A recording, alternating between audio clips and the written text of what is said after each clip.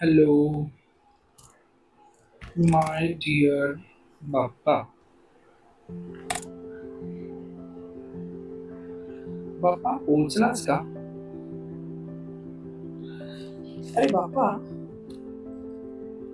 तुला माहिती आहे का की तुझं विसर्जन आम्ही असे नाचत गाजत का करतो? म्हणजे घरच्या देवारात तू असतोस सदैव, पण तरी सुद्धा तुला आम्ही अशी विनंती का करतो की पुढच्या वर्षी लवकर ये? माहिती आहे का तुला याचं कारण? 10 दिवस तुझ्या नावाने आम्ही उत्सव साजरा करत असतो. खरं तर कधी कधी आम्हाला माणसांना माहितीच नाही की उत्सव म्हणजे काय. जे रस्ते अडवून धिंगाणा घालून गोंधळ घालून असा साजरा केला जातो उत्सव.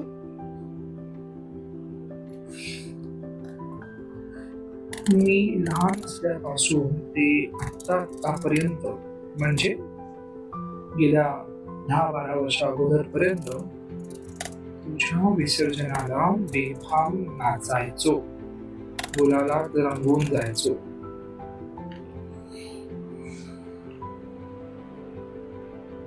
पण मागील 10 दिवसात मी एकदाही गर्दीच्या सार्वजनिक ठिकाणी त्याचं दर्शन नाही घेतलं. उलट मी ज्या ज्या मंडळात गेलो तिथे तू आरामात बसला होतास आणि प्रत्येक भाविकाला मन मोकळं वेळ देत होतास. खरंय बाप्पा, मला उत्सव हवा होता,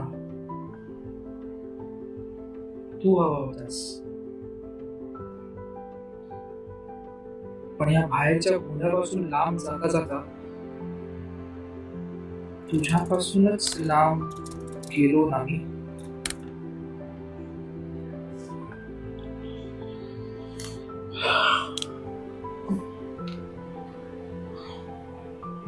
बाप्पाचा रिप्लाय आलाय. आता तू माझं ऐक.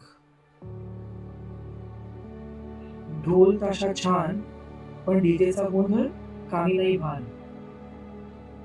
पूर्वी पूर्वीही वाजत आणायचे नाचायचे जल्लोषात, पण भक्ती हरवत नसे गायचे आरती सुरात.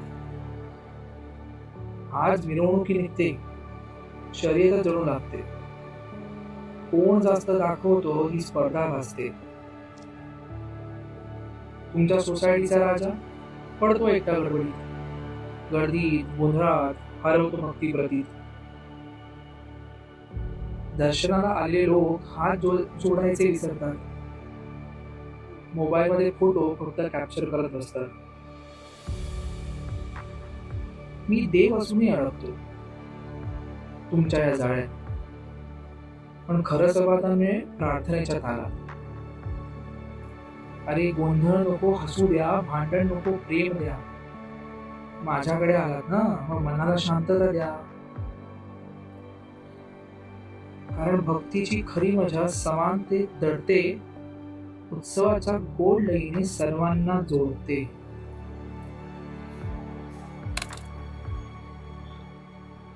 सॉरी पप्पा, आमचं चुकलं. अरे मी थांबलो एक दिवस कारण तुम्हाला प्रश्न पडावे.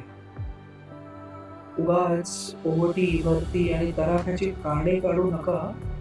उलट शांत बसा आणि विचार करा. मी कोणा एकाचा नाही, मी सर्वांचा आहे. तुम्ही मला वेठीस धरता, आज मी वेठीस धरते तुम्हाला काही तास.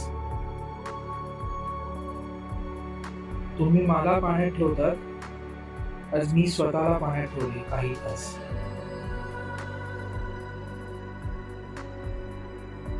तुम्हाला जाग यावी म्हणून